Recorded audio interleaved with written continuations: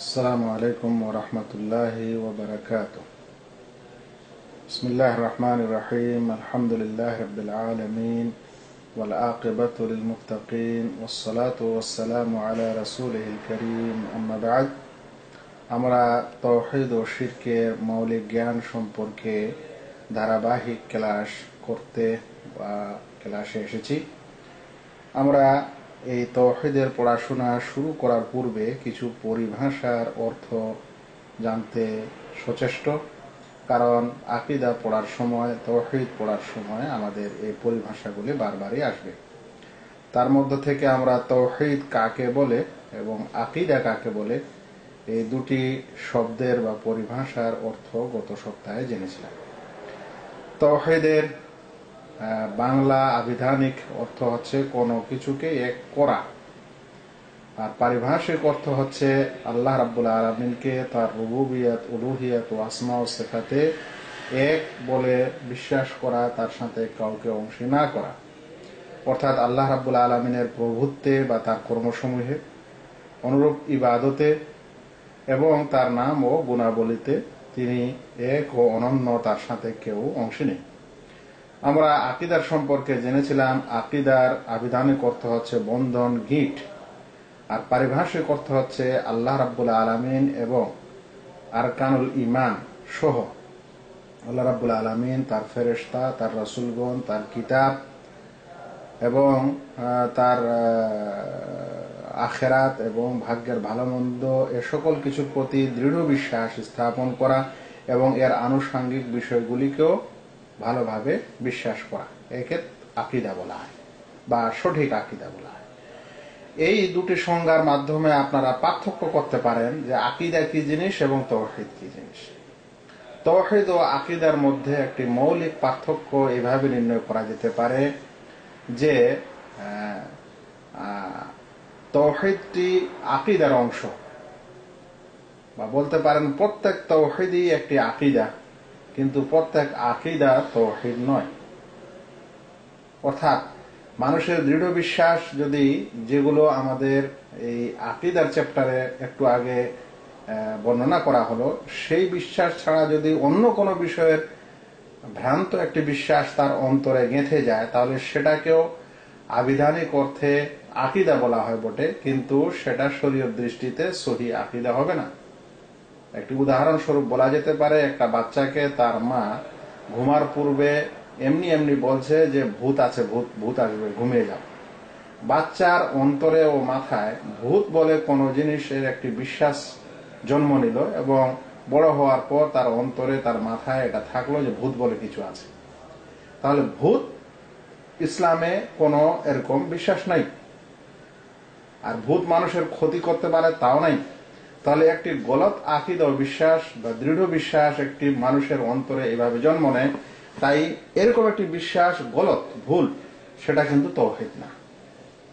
কিন্তু প্রত্যেক তাওহীদই হচ্ছে একটি সহিহ আকীদা, কারণ তাওহীদ মানে হচ্ছে একমাত্র মহান রাব্বুল আলামিনের ইবাদত করা, তাকে তার ইবাদতে, নাম ও গুণাবলীতে এবং তার প্রভুত্বে কাউকে অংশী না করা। তাহলে এটা একটি বিশ্বাস যে আমি একমাত্র আল্লাহর ইবাদত করব, এই সব বিষয়ে আমি কাউকে অংশী করব না।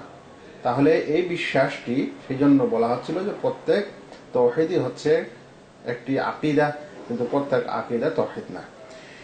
এই সংক্ষিপ্ত এই দুটি কথার পর এখন আমরা আজকে তাওহীদ পড়াশোনার ক্ষেত্রে একটি আরো পরিভাষার অর্থ জানব, কারণ এই পরিভাষাটি বা এই শব্দটি আমাদের পড়াশোনায় বারংবার আসবে। সেটি হচ্ছে আহলুস সুন্নাহ ওয়াল জামাআহ। আহলুস সুন্নাহ ওয়াল জামাআহ কাকে বলে, এই পরিভাষাটি কার জন্য ব্যবহার হয় এ সম্পর্কে জানব। তো দেরি না করেই আমরা প্রথমে শব্দ তিনটির অর্থ জেনে নিই। আহল আরবি শব্দ, আহল মানে হচ্ছে ওয়ালা, যেমন বাড়িওয়ালা। আহল মানে হচ্ছে ধারক। আর সুন্নাহ মা উসিরা আনিন নবী সাল্লাল্লাহু আলাইহি সাল্লাম, আল্লাহ রাসূল সাল্লাল্লাহু আলাইহি সাল্লাম থেকে যা প্রমাণিত, তার কথা হিসাবে, তার কাজ হিসাবে, তার সম্মতি হিসাবে, তার আচার আচরণ, তার ব্যবহার, এ সকল কিছু হচ্ছে সুন্নাহ। এগুলো হচ্ছে আবিধানিক অর্থ। ওয়াল জামাআহ, জামা মানে হচ্ছে দল, এখানে জামা মানে হচ্ছে জমায়েত হওয়া, একত্রিত হওয়া। এটা হলো আবিধানিক অর্থ আহলুস সুন্নাহ ওয়াল জামাআতের। এর পারিভাষিক অর্থ কি, যেটা আমাদের জানার বিষয়। পারিভাষিক অর্থে আহলুস সুন্নাহ ওয়াল জামাআহ হয় হুম আসহাবু রাসূলিল্লাহ সাল্লাল্লাহু আলাইহি ওয়াসাল্লাম ওয়া মান তাবিআহুম বিইহসানিন ইলা ইয়াউমিল কিয়ামাহ। আহলুস সুন্নাহ ওয়াল জামাআহ হচ্ছে আল্লাহ রাসূল সাল্লাল্লাহু আলাইহি সাল্লামের সাহাবীগণ, সাথীগণ এবং যারা তাদের অনুসারী কিয়ামত পর্যন্ত। তাহলে আল্লাহ রাসূল সাল্লাল্লাহু আলাইহি সাল্লামের সাথী ও সঙ্গীগণ এবং যারা ওই সকল সাথী ও সঙ্গীর অনুসারী কিয়ামত পর্যন্ত থাকবে তাদেরকেই আহলুস সুন্নাহ ওয়াল জামাআত বলা হয়। আল্লাহ রাসূল সাল্লাল্লাহু আলাইহি সাল্লামের সাথী ও সঙ্গী কারা? সাহাবী কাদেরকে বলা হয়? সাহাবী বলা হয় মান রাআ রাসূলুল্লাহ সাল্লাল্লাহু আলাইহি ওয়াসাল্লাম মুমিনান বিহি ওয়া মাআল ঈমান। যে ব্যক্তি রাসূলুল্লাহ সাল্লাল্লাহু আলাইহি সাল্লামকে ঈমান অবস্থায় দেখেছেন তাকে সাহাবী বলা হয়, যদিও তার জীবনে একবারই দর্শন হোক না কেন। কিন্তু যে আল্লাহ রাসূল সাল্লাল্লাহু আলাইহি সাল্লামকে কুফর অবস্থায় দেখেছে, কাফের ছিল, দেখেছে, আল্লাহ রাসূল সাল্লাল্লাহু আলাইহি সাল্লামের সাথে মারা গেছে, ওকে সাহাবী বলা হবে না। কিংবা কুফর অবস্থায় দেখেছিল আর যখন ঈমান এনেছে তখন আর সাক্ষাৎ হয়নি ঈমান আনার পর, তাহলে তাকেও সাহাবী অনেকের মতে ধরা হয় না। সাহাবী তাকেই ধরা হয় যে আল্লাহ রাসূল সাল্লাল্লাহু আলাইহি সাল্লামের সঙ্গে সাক্ষাৎ করেছে ঈমান অবস্থায়। বিষয়টা আমরা অন্যদিকে না গিয়ে আবার ফিরে আসি যে আহলুস সুন্নাহ ওয়াল জামাআহ হচ্ছে আল্লাহ রাসূল সাল্লাল্লাহু আলাইহি সাল্লামের সাথীগণ এবং যারা কিয়ামত পর্যন্ত তাদের অনুসারী, তাদেরকে আহলুস সুন্নাহ ওয়াল জামাআহ বলা হয়। যারা তাদের অনুসারী তারা কারা বলছেন? তারা হচ্ছেন আল মুতামাসসিকুনা বিল আকিদা আস-সাহিহা, যারা সহি আকিদাকে দৃঢ়ভাবে ধারণকারী। আল খালিয়া মিন শাওয়াইবিল বিদআ ওয়াল খুরাফাত, সেই সহি আকিদা যা বিদআত এবং খুরাফাত থেকে খালি। আর সেটা হচ্ছে ওই আকিদা ও ওই বিশ্বাস যেটার প্রতি আল্লাহ রাসূল সাল্লাল্লাহু, যার যেই বিশ্বাস আল্লাহ রাসূল সাল্লাল্লাহু আলাইহি সাল্লামের ছিল এবং তারপরে সাহাবায়ে কেরাম রাদিয়াল্লাহু তাআলা আনহুম যে আকীদার উপর ছিলেন, এটাকে বলা হচ্ছে সহি আকীদা ও আহলুস সুন্নাহ ওয়াল জামাআতের দল। তো আহলুস সুন্নাহ ওয়াল জামাআত হচ্ছে আল্লাহ রাসূল সাল্লাল্লাহু আলাইহি সাল্লামের সাথীগণ এবং তাদের অনুসারী কিয়ামত পর্যন্ত। ওরা হবে সেই সকল ব্যক্তি যারা সহি আকীদা, যেই আকীদাতে বিদআত নেই, খুরাফাত নেই, যেই আকীদাতে অনইসলামিক কোন বিশ্বাসের স্থান নেই, এরকম সহি আকীদা ধারণ করে থাকে, যে আকীদা আল্লাহ রাসূল সাল্লাল্লাহু আলাইহি সাল্লামের ছিল এবং তারপরে তার সাহাবীদের ছিল, সেটাকে বলা হচ্ছে আহলুস সুন্নাহ ওয়াল জামাআহ। এখন প্রশ্ন হলো যে আহলুস সুন্নাহ কেন নাম রাখা হলো? আহলুস সুন্নাহ নামটি কেন রাখা হলো? বলছেন তাদেরকে আহলুস সুন্নাহ এই কারণে বলা হয় লিআমালিহিম বিমুক্তাদা সুন্নাতিন নবী সাল্লাল্লাহু আলাইহি ওয়াসাল্লাম, কারণ তারা রাসূল নবী সাল্লাল্লাহু আলাইহি সাল্লামের সুন্নতের দাবি অনুযায়ী তারা আমল করে থাকে, অর্থাৎ সুন্নত অনুযায়ী তারা জীবন যাপন করে থাকে, যে সুন্নতটি কোরআনের বর্ণনা ও ব্যাখ্যা। তারা আল্লাহ রাসূল সাল্লাল্লাহু আলাইহি সাল্লামের এই কাউল অর্থাৎ এই বচনের উপর আমল করে, যেখানে আল্লাহ রাসূল সাল্লাল্লাহু আলাইহি সাল্লাম বলেছেন আলাইকুম বিসুন্নতি ওয়া সুন্নাতিল খুলাফা আর রাশিদিন আল মাহদিয়িন, তোমাদের উপর জরুরি যে তোমরা ধারণ করবে শক্তভাবে আমার সুন্নতকে এবং খোলাফায়ে রাশিদিন যারা হেদায়েত প্রাপ্ত খলিফা তাদের সুন্নতকে মিন বাদে আমার পরে, আদ্দু আলাইহা বিন নওয়াজিজ, তোমরা সেটাকে চোয়ালের দাঁত দিয়ে চেপে ধরে থাকো। এটি হচ্ছে হাদিস, এটা ইমাম আহমদ বর্ণনা করেছেন এবং ইমাম তিরমিজি বর্ণনা করেছেন, তিনি হাসান সহিহ বলেছেন। তো সুন্নতকে ধারণ করে থাকে, সে কারণে তাদের আহলুস সুন্নাহ বলা হয়। বলছেন যে সেই কারণে তারা রাসূল সাল্লাল্লাহু আলাইহি সাল্লামের তরিকাকে, পদ্ধতিকে প্রাধান্য দেয় এবং উত্তম মনে করে সকল তরিকা ও পদ্ধতির প্রতি তারা রাসূল সাল্লাল্লাহু আলাইহি ওয়াসাল্লামের তরিকা ও পদ্ধতিকে গুরুত্ব দেয় এবং সেটাকে প্রাধান্য দেয়। কিন্তু শুধু তাদের নাম আহলুস সুন্নাহ হলো না, বরং বলা হচ্ছে আহলুস সুন্নাহ ওয়াল জামাআহ। তো জামাত কেন বলা হয়? তো বলছে এই কারণে তাদেরকে জামাহ বলা হয়, কারণ তারা রাসূল সাল্লাল্লাহু আলাইহি সাল্লামের সুন্নতের অনুসারীর প্রতি একত্রিত হয়েছে, তারা একতাবদ্ধ হয়েছে সুন্নতের অনুসরণ করার জন্য। সুন্নতের অনুসরণে একতাবদ্ধ হওয়ার কারণে তাদেরকে জামাআহ বলা হয়। এবং আমাদের এই উম্মতের পূর্বসূরীরা যেই আকীদার উপর একত্রিত সমবেত, তার উপরেও তারা বিশ্বাস স্থাপন করে এবং মেনে চলে। সেই কারণে তাদেরকে বলা হয় আহলুস সুন্নাহ ওয়াল জামাআহ। তারা সুন্নতের ধারক এবং সুন্নতের উপর প্রতিষ্ঠিত, একতাবদ্ধ, এদেরকে বলা হয় আহলুস সুন্নাহ ওয়াল জামাআহ। এখানে যখন আমরা আহলুস সুন্নাহ বা সুন্নতের উপর একতাবদ্ধ বা সুন্নতকে ধারণকারী বলছি, তখন অবশ্যই কোরআনকেও ধারণকারী, কারণ সুন্নাহ হচ্ছে কোরআনের ব্যাখ্যা। আর যখন সে সুন্নাহকে ধারণ করে তখন সে অবশ্যই কোরআনকে ধারণকারী হবে বা হতেই হবে, কারণ আল্লাহ তাআলা, আল্লাহ রাসূল সাল্লাল্লাহু আলাইহি সাল্লাম হচ্ছেন সেই সুন্নাহ যাকে আল্লাহ রাব্বুল আলামিন প্রেরণ করেছেন। সেই কারণে রাসূল সাল্লাল্লাহু আলাইহি সাল্লামের আনুগত্য করা হচ্ছে প্রকৃতপক্ষে আল্লাহ তাআলার আনুগত্য করা, যেটা অন্য আয়াতে এসেছে। যাই হোক, আমাদের এতক্ষণে যে কথাটি বুঝার ও জানার সেটি হলো আহলুস সুন্নাহ ওয়াল জামাআহ। এই পরিভাষাটি আমাদের আকীদার একটি বিশেষ পরিভাষা, বারংবার আসবে। তার অর্থ হচ্ছে যে আহলুস সুন্নাহ ওয়াল জামাআহ বলতে বুঝাচ্ছে আল্লাহ রাসূল সাল্লাল্লাহু আলাইহি সাল্লামের সাথীদেরকে এবং কিয়ামত পর্যন্ত যারা তাদের অনুসারী। এদেরকে আহলুস সুন্নাহ ওয়াল জামাআহ এই কারণে বলা হয় কারণ এরা সুন্নতের ধারক এবং সুন্নতের উপর একতাবদ্ধ, এই কারণে তাদেরকে আহলুস সুন্নাহ ওয়াল জামাআহ বলা হয়। এবং তারা সবসময় রাসূল সাল্লাল্লাহু আলাইহি সাল্লামের সুন্নতকে এবং তরিকাকে ও পদ্ধতিকে অন্যান্য যে কোনো তরিকা ও পদ্ধতির উপর প্রাধান্য দিয়ে থাকে। নবী করিম সাল্লাল্লাহু আলাইহি সাল্লাম বলছেন, ইন্না আহলাল কিতাবাইনি ইফতারাকু ফি দীনিহিম আলা 72 মিল্লাহ। দুই কিতাবের ধারক, দুই আহলে কিতাব মানে ইহুদি ও খ্রিস্টান, তারা বিভক্ত হয়েছে তাদের দ্বীনকে কেন্দ্র করে 72 মিল্লতে, 72 ফেরকা। এখানে মিল্লা অর্থাৎ ফেরকা, দল। ওয়া ইন্না হাযিহিল উম্মাহ সাতাফতারিকু আলা 73 মিল্লাহ। আর এই উম্মত মানে আমার উম্মত, সেটা বিভক্ত হবে 73 মিল্লতে, 73 ফিরকায়। কুল্লুহা ফিন নারি ইল্লা ওয়াহিদা, সকলে জাহান্নামে যাবে একটি ব্যতীত। ওয়াহিয়াল জামাআহ, ওই একটি যেটি জান্নাতে যাবে সেটি হচ্ছে জামাআহ। অর্থাৎ আহলুস সুন্নাহ ওয়াল জামাআহ যে বলা হচ্ছে, জামাআহ শব্দটি রাসূল সাল্লাল্লাহু আলাইহি সাল্লামের কওল দ্বারা, তার বচন দ্বারা সাব্যস্ত। বলছেন ওটি কে, যেই একটি দল জান্নাতে যাবে, বলছে ওটি হচ্ছে জামাআহ।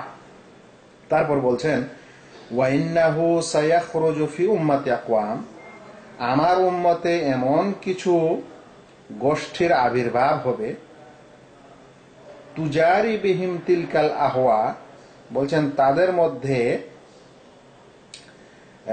মনোবৃত্তি, মনোকামনা, আহলে আহওয়ার এইরূপ চলাচল হবে। বলতে পারেন যে তাদের মধ্যে আহওয়া, মনোবৃত্তি,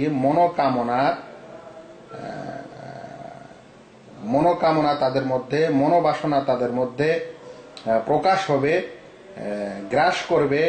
ওইভাবে কামাইয়াতা জার আল কালাবু বিসাহিবিহি, যেমন জলাতঙ্ক, একটি অসুখ কুকুর কামড়ালে হয়, যেমন জলাতঙ্ক সেই লোকের মধ্যে চলাচল করে।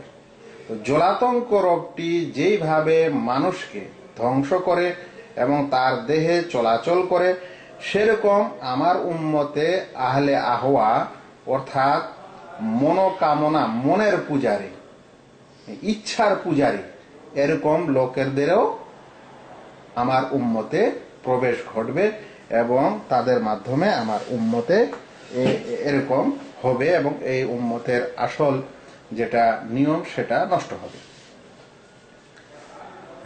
এখানে একটি জিনিস জানা গেল যে আহলুস সুন্নাহ ওয়াল জামাআহ এই নামটি বা এই কথাটি, এই পরিভাষাটি আল্লাহ রাসূল সাল্লাল্লাহু আলাইহি ওয়াসাল্লাম থেকে প্রমাণিত।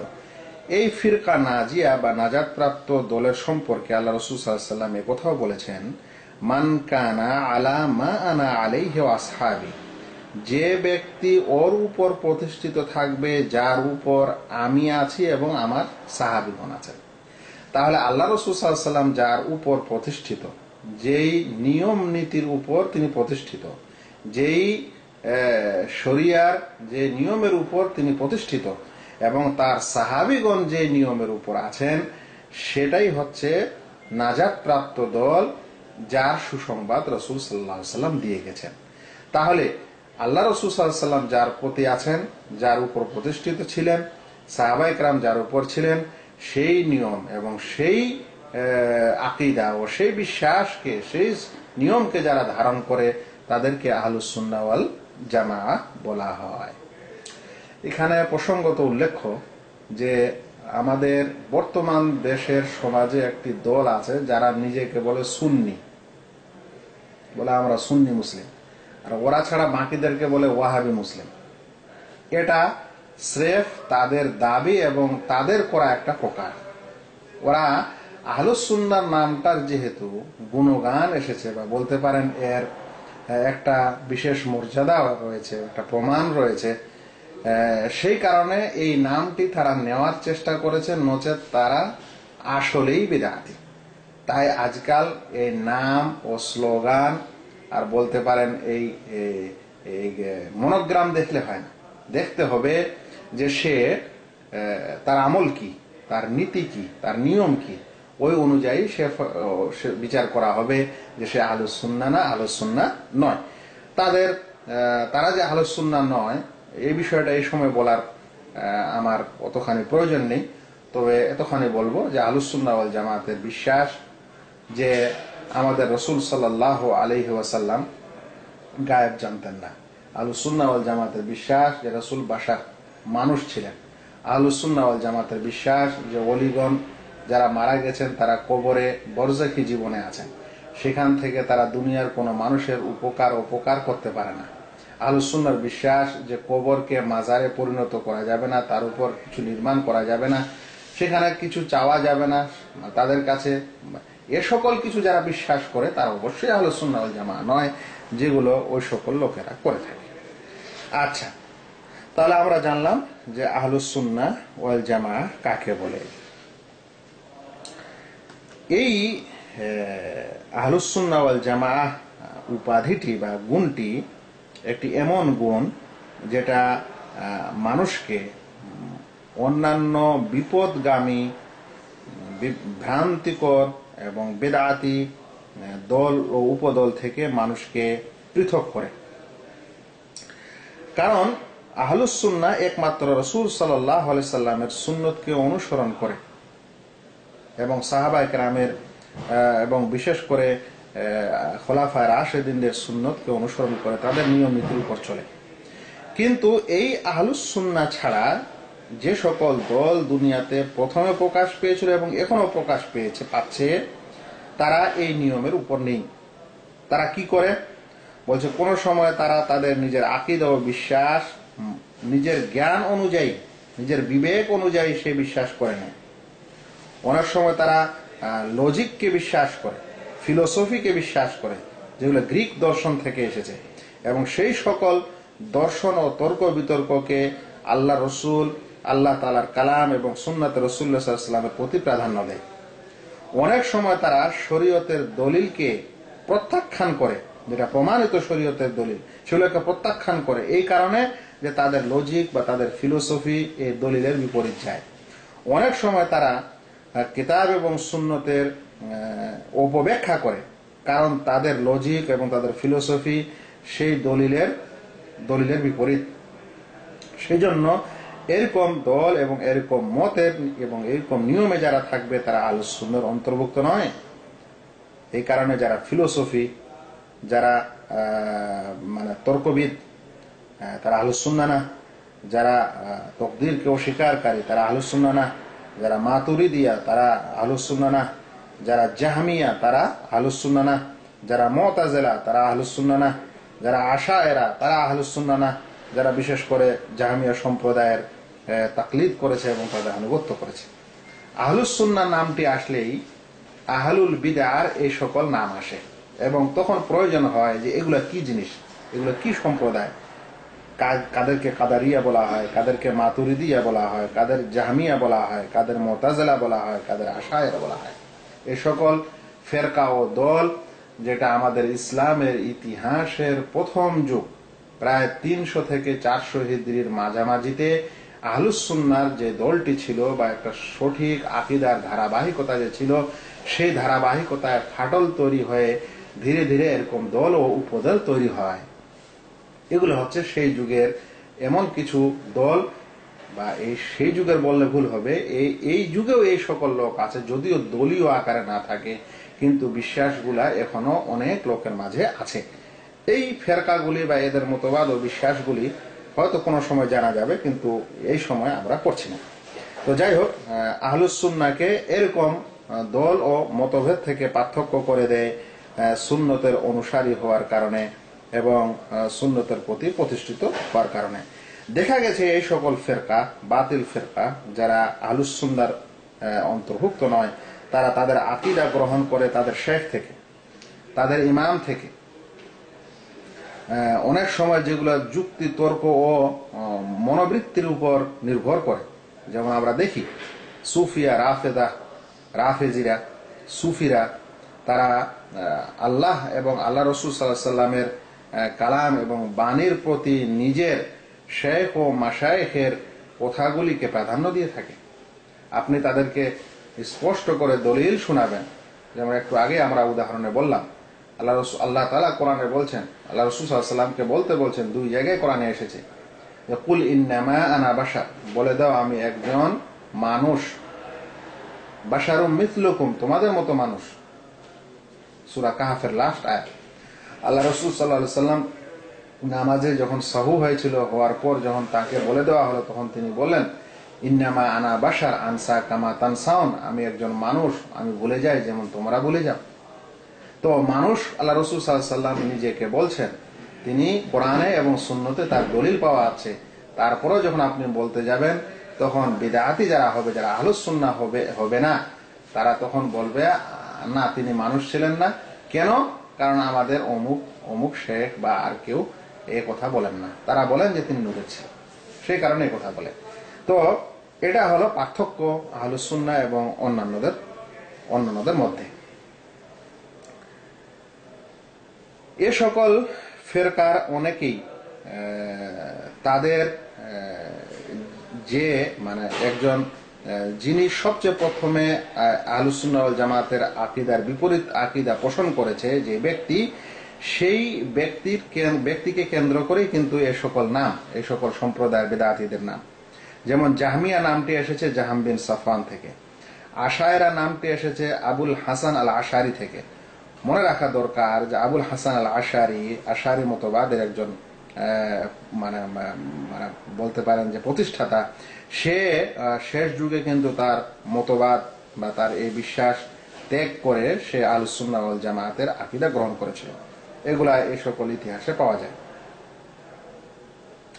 আহলুস সুন্নাহ ওয়াল জামাতের বৈশিষ্ট্য হলো তারা নিজেকে সুন্নতের দিকে, রাসূল সাল্লাল্লাহু আলাইহি ওয়াসাল্লামের দিকে সম্পৃক্ত করে, আর অন্যের অনুসরণ করতে চায় না, বরং সবসময় যে কোনো বিষয়ে আসুক না কেন, যখন এই বিষয়টি দিনের হয় তখন কিতাবুল্লাহ ও সুন্নতের রাসূলুল্লাহর দিকে ফিরিয়ে দেয়। ইমাম মালিক রাহমাতুল্লাহ আলাইকে এক ব্যক্তি জিজ্ঞাসা করলো, মান আহলুস সুন্নাহ ইয়া আবা আব্দুল্লাহ, আবু আব্দুল্লাহ তার উপনাম, যে আহলুস সুন্নাহ কে হে আবু আব্দুল্লাহ? তখন তিনি বললেন আল্লাযীনা লাইসা লাহুম লাকাব, যাদের বিশেষ কোনো উপাধি নেই, যাদের বিশেষ কোনো নাম নেই, যে নামের মাধ্যমে তাদের জানা যাবে, যে উপাধির মাধ্যমে তাদের জানা যাবে। লা জাহমিউন ওয়ালা রাফিদি, বলছে না তো তারা জাহমি, আর না তারা রাফিদি, আর না কাদারি। বলছে আহলুস সুন্নাহ তারা যাদের বিশেষ কোনো নাম নেই, কারণ জাহমি দলটার নাম হয়ে গেছে, রাফিদিরও নাম হয়েছে, কাদারিরও নাম হয়েছে, কিন্তু আহলুস সুন্নাহর কোনো একটি নাম হয়নি। বরং আহলুস সুন্নাহ একটা দুটি শব্দ মিলে একটা উপাধি বা একটা বৈশিষ্ট্যের নাম। এটা কোনো ব্যক্তি বা বিশেষ কাউকে কেন্দ্র করে এই নাম তৈরি হয়নি। তো বলছেন যার কোনো লাকাব নেই, যার কোনো উপাধি নেই, যারা জাহামি নয়, যারা রাফেজি নয়, যারা কাদারি নয়। আজ যদি ইমাম মালিক রহমতুল্লাহ আলাইহ জীবিত থাকতেন, তাহলে হয়তো এই সংজ্ঞা দেওয়ার সময় উনাকে আরো অনেক কিছু বলতে হতো, যে যারা রেজবি নয়, যারা কাদেরি নয়, যারা চিশতি নয়, যারা অমুক নয় তমুক নয়। কারণ সেই যুগে এই তিনটি বেদাতি দল বা এই চারটি বেদাতি দলের প্রকাশ পেয়েছিল বলে তিনি এইভাবে আহলুস সুন্নাহর পরিচয় দিয়েছিলেন। নচেত এই যুগে কিন্তু আহলুস সুন্নাহর পরিচয়ের জন্য আরো অনেক কিছু যোগ করা দরকার আছে। এখানে একটি কথা আমি আপনাদের সঙ্গে শেয়ার করা ভালো মনে করছি, সেটি হলো এই, যে যখন ওই যুগে মাত্র 2-4টি বেদাতি দলের আবির্ভাব হয়েছিল, তাদের খণ্ডনে এবং তাদের বেদাতের খণ্ডনে আমাদের এই ওলামায়ে আহলুস সুন্নাহ এত বই পুস্তক লিখেছেন যে ধারণা করা যায় না। এত বড় বড় বই পুস্তক লিখেছেন। তাহলে আজ যখন এই সকল বিদআতীদের আবির্ভাব হচ্ছে আমাদের সমাজে, তাদের বিরুদ্ধে লেখালেখি ওলামায়ে আহলুস সুন্নাহর একটা বড় দায়িত্ব। কারণ এটা আমাদের সালাফে সালেহিনের নিয়ম, এই অনুযায়ী তারা বিদআতের খণ্ডন করেছিলেন। অতঃপর আহলে বিদআতের পরিচয়ে তারা যে সকল কথা বলেছিলেন, বর্তমান যুগে যদি কেউ এই বিষয়ে চান যে বর্তমান যুগের বিদআতীদেরও পরিচয় লেখা দরকার, তাহলে লেখা যেতে পারে। কারণ এখানে ওলামায়ে কেরাম ওই যুগের বিদআতীদের যেমন পরিচয় দিয়েছেন, এই যুগে আমাদের দরকার আছে একটি আকীদার বই লেখা, যেখানে বিদআতীর পরিচয় থাকবে যে এই 20 শতাব্দীতে বা 29 শতাব্দীতে যে সকল বেদাতি দলের আবিষ্কার হয়েছে তাদের আকীদা কি, তারা কেন বিদআতি। প্রয়োজনে এটা একটি বিরাট চ্যাপ্টার, একটি সাবজেক্টও হতে পারে, যারা গবেষক এই বিষয়ে করতে চাইলে করতে পারেন, একটি বিশেষ ক্ষেত্র। আহলুস সুন্নাহ যেমন যে স্বভাবের বা যে নিয়মে আহলুস সুন্নাহ প্রতিষ্ঠিত, যাদেরকে আহলুস সুন্নাহ বলা হয়, তাদের একটি অপর নাম হচ্ছে আসহাবুল হাদিস বা আহলুল হাদিস। এই কথাটি মনে রাখা উচিত যে যাদেরকে আহলুস সুন্নাহ বলা হয়েছে, আমাদের সালাফে সালেহিন যাদেরকে আহলুস সুন্নাহ বলেছেন, সেই আহলুস সুন্নাহর অপর একটি নাম হচ্ছে আসহাবুল হাদিস বা আহলুল হাদিস। কেন? এই কারণে যে তারা নবী সাল্লাল্লাহু আলাইহি সাল্লামের হাদিসগুলি গ্রহণ করতেন। তাহলে সুন্নতের ধারক হওয়ার কারণে যেরকম তাদেরকে আহলুস সুন্নাহ বলা হতো, হাদিসকে ধারণ করার কারণে তাদেরকে আহলুল হাদিস বলা হতো। এবং ওই হাদিস থেকে যে আকীদা ও বিধান বের হয়, তারা তাদেরই অনুসারী ছিলেন, সেই কারণে তাদেরকে আহলুল হাদিসও বলা হয়। এ সম্পর্কে অনেক সুন্দর সুন্দর বই আছে, বা বলতে পারেন যে কোনো প্রাচীন আকীদার বই নিতে গেলে দেখা যাবে তারা সেখানে আকীদাত আহলে সুন্নাহ, আকীদাত আহলে হাদিস এ সকল কিছু একই শব্দে তারা ব্যবহার করে। আর যেহেতু হাদিস এবং সুন্নাহ দুটি এমন শব্দ, যে দুটি শব্দ এক অপরের অর্থ দেয়, বরং পুরো কাছাকাছি পুরোই অর্থ দেয়, সেই কারণে সেটি একই। এই আহলুস সুন্নাহ হচ্ছে সেই দল বা সেই জামাত যারা হচ্ছে নাজাত প্রাপ্ত জামাত ইনশাআল্লাহ কিয়ামতের দিনে। আল্লাহ রাসূল সাল্লাল্লাহু আলাইহি সাল্লাম যখন নসিহত করেছিলেন, তখন তিনি বলেছিলেন, লান তাযালা তাইফাতুম মিন উম্মতি মানসুরিন, আমার উম্মতের একটি দল অবশ্যই সব সময় তারা সাহায্য প্রাপ্ত। লা ইয়াদুররুহুম মান খাযালাহুম, তাদেরকে যারা তাচ্ছিল্য করবে, এই তাচ্ছিল্য করাটা তাদেরকে কোনো ক্ষতি করবে না, হাত্তা তাকুমাস সাআহ, যতক্ষণে কিয়ামত না আসে যায়। বুখারী ও মুসলিম হাদিসটি বর্ণনা করেছেন। আর এর ব্যাখ্যা ওলামায়ে কেরাম দিয়েছেন, সেটি হচ্ছে ফিরকা নাজিয়া, যার কথা একটু আগে আমরা শুনলাম। তো আজকের এই সংক্ষিপ্ত আলোচনা আমরা যেটা আজকে আপনাদের সামনে পেশ করলাম বা করার চেষ্টা করলাম, সেটি হলো এই যে আকীদার ক্ষেত্রে আমাদের একটি পরিভাষা আসবে, বা একটি পরিভাষার সাথে আমরা সবসময় পরিচিত হব। সেই পরিভাষাটি হচ্ছে আহলুস সুন্নাহ ওয়াল জামাআহ। তো আহলুস সুন্নাহ ওয়াল জামাআহ কাকে বলে এবং তাদের অল্প কি বৈশিষ্ট্য এবং তাদের আরো অন্য কি নাম, এই কথাগুলি আমাদের আজকের পড়ায় আসলো ইনশাআল্লাহ। আহলুস সুন্নাহ ওয়াল জামাআহ সুন্নত এবং জামাতের অধিকারী বা ধারক। এটা হচ্ছে তারা যারা রাসূল সাল্লাল্লাহু আলাইহি ওয়াসাল্লামের সাথীগণ এবং ওই সকল সাহাবী ও সাথীদের যারা অনুসারী কিয়ামত পর্যন্ত, তাদেরকে আমরা আহলুস সুন্নাহ ওয়াল জামাআহ বলতে পারি। তাদেরকে এই কারণে আহলুস সুন্নাহ বলা হয় কারণ তারা সুন্নতের অনুসারী, সুন্নতের ধারক ও বাহক।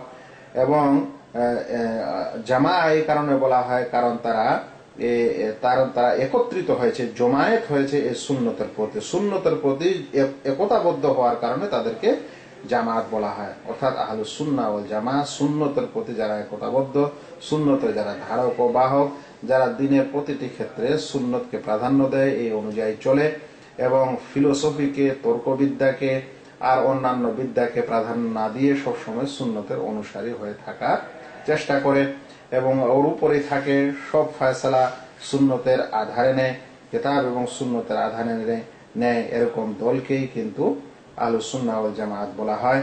সেই দলের অনেকগুলো বৈশিষ্ট্য এবং অনেক নাম, যে সামান্য কিছু কথা আপনাদের কাছে আসলো, এরাই হচ্ছে সেই নাজাত প্রাপ্ত দল যার সম্পর্কে রাসূল সাল্লাল্লাহু আলাইহি ওয়াসাল্লাম বলেছেন, মান কানা আলা মা আনা আলাইহি ওয়া আসহাবি, যারা আমি যার প্রতি প্রতিষ্ঠিত এবং আমার সাহাবারা যার উপর প্রতিষ্ঠিত, তাদের অনুসরণে যারা থাকবে, সেই নিয়মে থাকবে, তারাই ইনশাআল্লাহ সেই ৭৩টি দলের একটি হবে।